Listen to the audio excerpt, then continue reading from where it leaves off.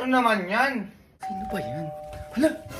Ang crush ko, teka, dapat maganda ako. Ano yun? Nangangaro din pa rin kayo? Ano petsa na? Ay, hindi po, te. Manunulisit po sana kami kasi malapit na po yung liga dito. O tapos, anong gagawin? Kami po kasi yung lalaban dito sa barangay natin, kaya po naggaganito po kami. Ay naku, tigilan niyo ako. Sige na, umalis na kayo. Ay, sige ma, ako na lang bahala sa kanila. Oo, kilala ko naman yan sila eh. Yung niluluto mo doon, ma, baka sunog na. Mayos kang bata ka, ha?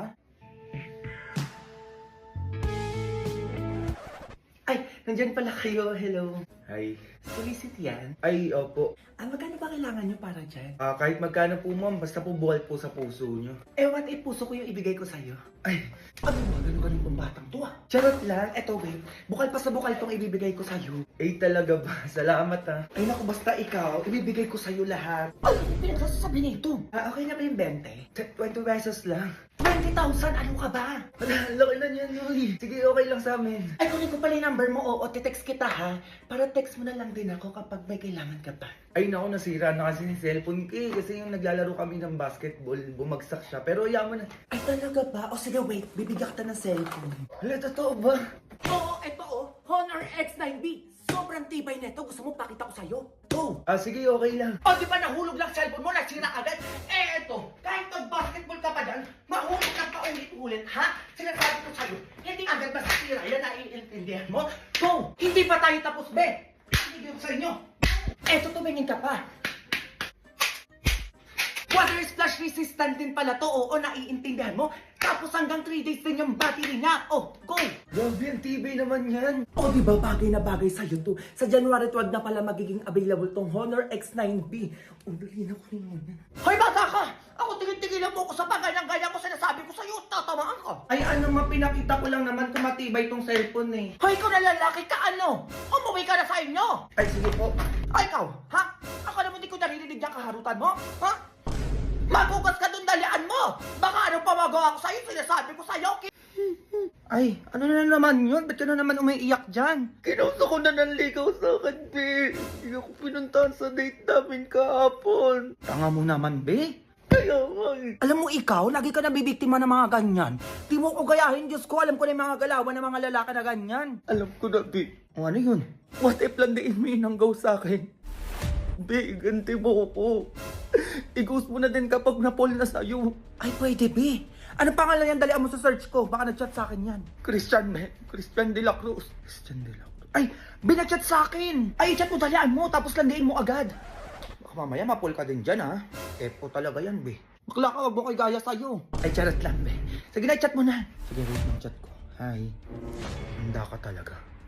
Ay, nag-reply agad, be. Sabi niya, "Hi, ang ganda mo naman. Pwede ba kita ligawan?" Ligaw daw agad? Samantalang ako, di man na ma-reply yan. Ako na bahala dito, be. Yari to sa akin. Ganti mo talaga ako dyan, be, ha? Para makahanap ng katapat yung hayop na yan. Hala, kumain, maybe tumatawag. Sasagutin ko na. Hello? Hi. Pwede ba kita ligawan? Sige, be. Aligaw? Oo naman, sinasagot na kita. Magkita tayo mamaya, ah. Gusto ko mag-date tayo. Gusto ko ng maraming chocolate, flowers, teddy bear, ganun. Okay lang ba sa'yo? Oo naman. Bibilang kita. Sige, sige. See you later, mahal. I love you. Okay, bye. Ina, sana all flowers. May teddy bear pa, tsaka chocolate. Nag-I love you agad, be. Sobrang landi naman na nanligaw sa'yo. Hindi ko nga alam na ganyan yan, be. Basta ikaw na bahala dyan mamaya, ah. A few moments later. Nasaan yan, be? Ayun, be, yung nakaupo. Ayun. O sige, wait mo ka dyan, be. Manto ako talaga. Christian? Yeah. Hi. Hello. Sige po ka dito. Binayan na pala kita ng 2 teddy bear. Tsaka eto flowers, 2 na rin to para ma-appreciate mo. Tapos ayun yung mga chocolate, di ba gusto mo marami? Tsaka grabe, mas maganda ka pala sa personal, no? Hindi mo kalain na girlfriend na kita. No. Ayoko sa'yo. What? Binili ko naman yung mga gusto mo. Sa tingin mo pa, patulan ko yung mga malalanding kagaya mo? Ha? Anong pinagsasabi mo? Pinagsasabi ko? Beli ka dito. Hi. Gulat ka, no? Oh, you know her? Oo, bakit? Yung kaibigan ko lang naman yung sinaktan mo. Kaya gusto ko rin iparamdam sa'yo kung gaano kasakit yung ginawa mo sa kaibigan ko. Ay, wait. Grabe, ang dami naman nito. Para sa akin to, di ba? Oo. Lahat to, di ba? Para sa akin to. Abe, tapon mo. Wait. Magpapaliwanag ako. Magpapaliwanag? Wala magpapaliwanag. Gigilak sa'yo. Chocolate pa, oh. Wow, may pa-flower. Gigigilak sa'yo. Alam mo siguro lahat ng babae magkakagusto sa'yo, no? Subukan mo ulit gawin yan sa mga kaibigan ko. Talaga makakatapat mo. Ano? Sakit, diba? Deserve mo yan. Regalo ka pa. Kainin mo lahat yan, ha? Nang matauhan ka naman. Go! Go babies, go babies, go babies. Nak, binigyan ka ba ng ninang mo ng pamasko? Oo ma, ito 10,000. La, laki nang binigay sa'yo, samantalang sa akin wala. Ano? Hindi ka binigyan? Oo ma, dati binibigyan naman ako nun eh. Saka dapat kami matatanda yung binibigyan ng pamasko kasi kami yung maraming gastusin. Oo nga! Aba, ginigigil na naman ako ng babaeng yan ah. Hindi ako papayag. Ay, Del, kasasama ako dyan. Nasusugodin nila si Ninang. A few moments later. Ay, tumaba. Naku, buntis to. Ninang, lumabas ka dyan! Oo nga! Anong ingay na yun?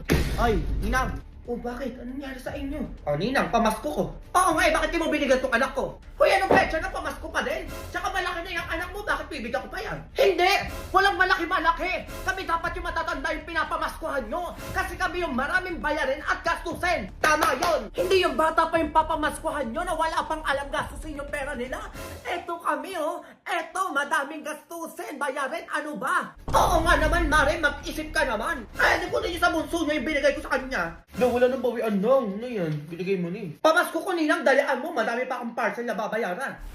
Dalian mo na, Mare, sinasabi ko sa'yo, bigyan mo na tong anak ko kung ayaw mo magkabaranggayan tayo dito. Grabe! Sa pilitan na yung pamasko ngayon, mapapabarangay ka ba pag di ka nagbigay? Eh, ganun talaga! Eh, pumayag ka pa maging ninang na itong mga anak ko kung di mo lang din naman pala papamaskuhan. O, eto, 1,000. Lati, 1K lang. 10K na binigay sa akin eh. Ay, ano yan bang bata? Hoy, matanda-tanda na to. Dapat malaki-laki na yan dyan yung ibibigay mo. Oo nga naman, kahit mga 15,000 o 20,000 lang. No? Hoy, ano yan, Mara? Ikaw na nagdidesisyon? Ikaw na naman yung resyo? Sobrang OA nyo naman. OA! O, etong sa'yo barangay. O, eto na. O, 20K na to ha. Sinasabi ko sa inyo, baka tumahol-tahol pa kayo dyan. Ayan, ganyan nga. O, ma, sagot ko na yung panghanda sa New Year. Ayan, o, mamili na tayo mamaya. O, next Christmas ulit, Mare, ha? Ay, ano yan? Dapat mas malaki na ibigay mo next year, ha? Go! Go babies, go babies, go. Paalam ka na sa nanay mo. Sabi mo birthday naman eh. Papayagan ka niyan. Tulog pa kasi si Mama B. Pero sige, papaalam ako. Ma. Hindi! O ikaw bata kasi sinasabi ko sa'yo kahit tulog ako dito naririnig ko ang usapan nyo ha? Kaya magtigil-tigil ka dyan, sinasabi ko sa'yo baka matamaan ka. Magugas ka doon! Ano naman yan? Minsan lang eh. Lobe. Ano be, balita dyan? Sabi ng mama mo. Wala eh. Pag pinayagan, kain na lang. Sayang naman, sarap pa naman ang handa. O, tingnan mo. Yun na sana ulo. Diba? Sir, delivery po. Lah, ano yun? Wala naman akong order ah. Ay, kuya, kanino yan? Asay niyo po, sir. Pinadeliver na lang po ng tropa niyo yung shot niyo. Ito po yung chaser. Lah, ano to? Chaser tubig. Gusto wala pang yelo. Inong yan, baka wala na naman nag-ambagan siguro. Oh, saan yung pulutan? Ibig sabihin mo lang pulutan. Ay, sir, meron ito oh. Wait lang, sir. Haluin ko lang ah. Ayan. Oh, pwede na to, sir. Pangat naman ang lasa ng spaghetti. Yun lang daw yung pulutan. Ay, sir, meron. Ito pa, wait lang, kunin ko lang sa bulsa ko. Manok, sir. Kagat na lang daw po kayo dito. Wait lang naman, kuya. Kakagat lang. Okay na yan, sir. Kagat nga lang daw, di ba? Ito po, sir. Last na lang. Sa kabilang bulsa ko. Shanghai po. Loh, yan lang? Ay, sir, ganito lang daw po yung sa inyo eh. Malakas daw po kayo magpulutan eh. Pagbalik ko na lang daw po ulit yung kalahati. O, sir, kain na. Shanghai ba to? Puro rapper. Tama ng laman. Okay na yan, sir. At least nga, meron kayong pulutan eh. O, ito daw, sir, music tsaka speaker para mas mapil nyo daw po na kasama mo sila. Eh, ganyan yung mga pintugan, kuya. Loot ito. Yeah. Okay na po yan, sir. Balik na lang po ako sa next ikot ng shot. Doon po. Deliver ko na lang po sa inyo. Sige, kuya, pasabi naman na magtimpla ng juice para sa chaser. Sabi na din ang pangit ang lasa ng spaghetti, pati ng Shanghai. Tapo na kamo nila yun. Sige, sir. Dalian mo, kuya, ha? Inom na ako. Ay, ma. Tindi nyo rin eh, no? Talagang ginagawa nyo ng paraan yung birthday na yan? Ay, wala lang yun, ma. Ano? Wala? Ha? Maglaba ka ito sinasabi ko sa'yo, baka matamaan ka pa sa akin dyan. Ito na, ma. Sir, delivery po ulit. Isa ka pa! Ay, baka matamaan ka din sa akin sa pa-delivery mo na yan. Inumin mo yan. Mga be, may ikikwento ko sa inyo na sobrang creepy at hindi ko alam kung nagkataon lang talaga. Please pakinggan nyo tong kwento na to, oh my god, kinikilabutan talaga ako. Nanaginip kasi ako kanina. Ang panaginip ko, may mga pinapaampon na bata. Tapos mamimili ka lang kung sino yung gusto mong aampunin. Tapos ngayon, meron ako napili. Sabi ko, ito parang gusto kong ampunin to. Maputi, matangos ang ilong, pogi. Mga 7 years old, ganon. Tapos kinausap ko siya, sabi ko, gusto mo ba ako na lang yung maging magulang mo? Tapos sabi niya, wala naman pong problema, kaso may mama pa po ako. Sabi niya ganun, wala lang pampaaral tsaka pampakain sa kanya. So ngayon, ang ginawa ko, kinausap ko yung nanay. Tapos nagagalit sa akin yung nanay, nampas ako ng tako ng bilyar. Tapos sabi ko, bakit po kayo nagagalit? Ang sabi niya sa akin, baka maging pariwara lang daw yung anak niya pagdating sa akin. Ngayon, ang sabi ko, ako pong bahala sa anak ninyo. Ituturing ko po siyang anak, tapos pag-aaralin ko, papakainin ko ng maayos, tuturuan ko ng magandang asal. Pumayag na yung nanay. And sa pagkakatanda ko, ang name ng bata is Alvin. Pogi. Ayun, kinuha ko na yung bata, tapos nauulanan daw kami, nag-antay kami ng tricycle para makauwi na nga kami. Pero walang nagpapasakay sa aming tricycle, be. Kinakausap ko na lang yung bata na okay lang ba na ako yung magiging magulang mo. Tapos tinatawag niya akong mami. Tapos sobrang sarap sa pakiramdam, tapos 7 years old siya. Yun yung tingin ko sa kanya, bata siya na 7 years old, ganun. And then nagising na ako ng umaga. Nagising na ako kaninang umaga. Kinuwento ko siya dun sa kasama ko dito sa bahay. Sabi ko na naginip ako na ganito, ganyan, ganito, ganyan. Nag-ampon daw ako, ganito. Tapos hindi ko makalimutan yung muka. Hanggang ngayon, hindi ko makalimutan yung muka nung bata. Ito na nga yung pinaka-creeping nangyari. Pag open ko ng Facebook ko, may nakita akong isang nag-friend request sa akin dun sa pinaka-button nun. Kinilik ko, te. Tapos sabi ko, may nakalagay primo. Pinindot ko. Pag pindot ko, be, yung profile niya, kung ano yung muka nung bata na napanaginipan ko, ganon na ganon yung muka na nag-friend request sa akin. Hindi sa biro, di man talaga ako nagbibiro talaga. Ngayon lang talaga ako naka-encounter ng ganon. And hindi ko alam kung nagkataon lang. Tapos, in-stalk ko yung primo. Sabi ko, kamukha talaga. Hindi talaga hanggang ngayon. Ini-stalk ko pa rin siya. Pero, ang name nung napanaginipan ko, Alvin. Pero primo, yung nag-friend request sa akin. Ayan, chinek ko ulit, te. Nakita ko sa may about niya, parang Chester talaga yung pinaka real name. Pero, be, promise, sobrang creepy nun. Ano ibig sabihin nun, te? Patayaan ko na ba yun sa wedding? Pero sa totoo lang, di ko talaga makalimutan yung bata. Siguro kung mananaginip ako ngayon at ngayong gabi, sana mapanaginipan ko ulit siya, tapos kahit papano maalagaan ko siya sa panaginip.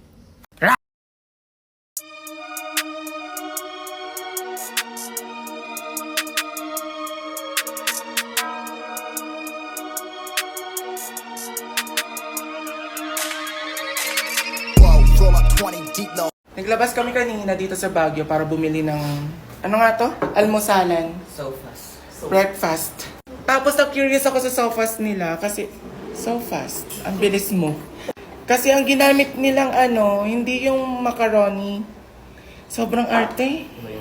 Pasta ang ginamit nila. Ganito, oh. Ayan, oh. Laban. Wait lang. Ayan, tikman natin tong so spaghetti. Hindi siya so fast. So pasta. Ay, pwede siya. So pasta. Baka yun yung tawag. So pasta. Nag-invento na siya. Mat ang asim. Nilagyan mo ng kalamansi. Grabe. Ngayon na nga lang ako nakatingin ng ganito. Parang sinigang na so pasta. Ayaw mo yun.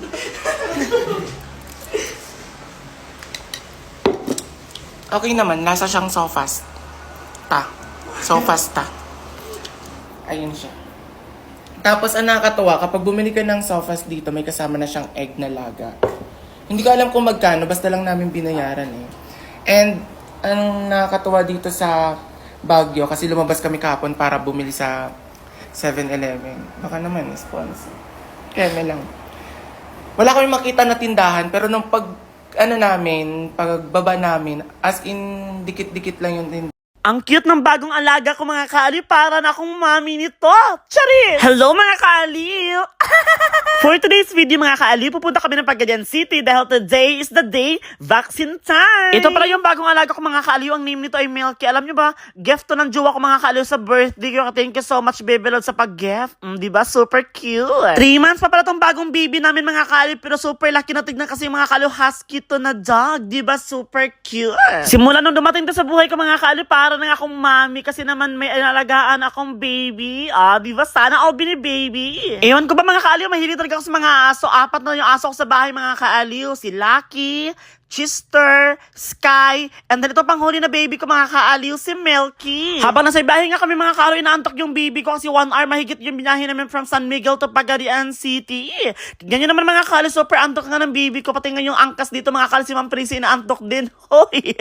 Pati si Aliw yun mga kaaliw, inaantok! After 10 years mga kaaliw, dumating na kami dito sa Animal District, Pagadian City kasi dito kami magpa-vaccine kay baby Milky mga kaaliw. Itong baby ko mga kaaliw, ayaw pa talaga maglakad, gusto pa talaga kargahin kaya syempre naman for the karga ang person, di ba?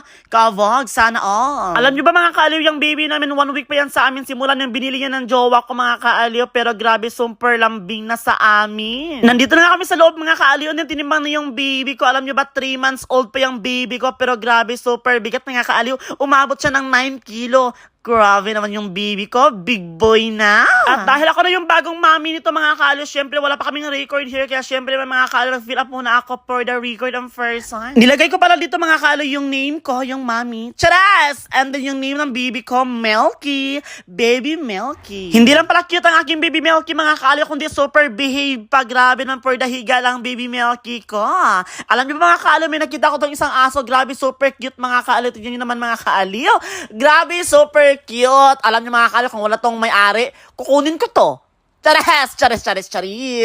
Nang dahil sa sobrang hilig ko sa mga aso, mga kaaliw, pati yung mukha ko parang naging aso na rin.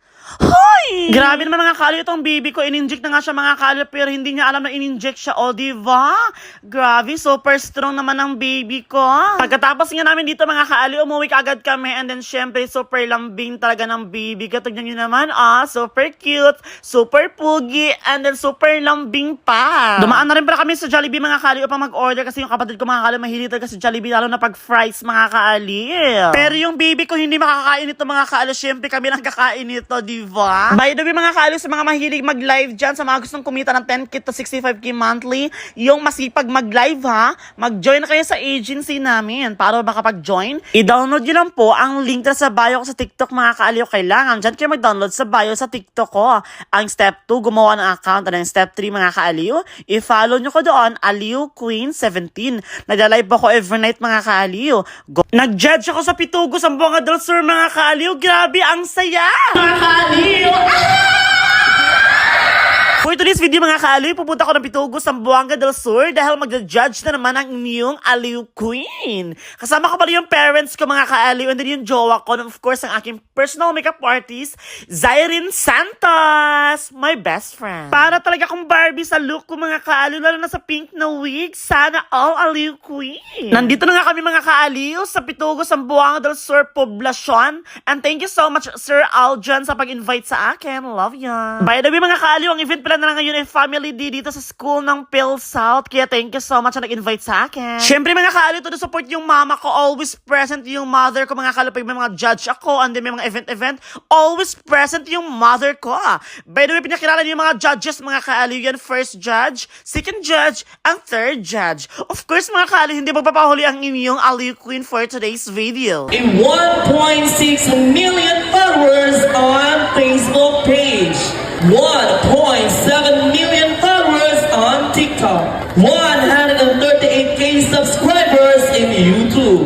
Let's give it up to the content creator, the one and only, the ever gorgeous Miss Aliw Queen.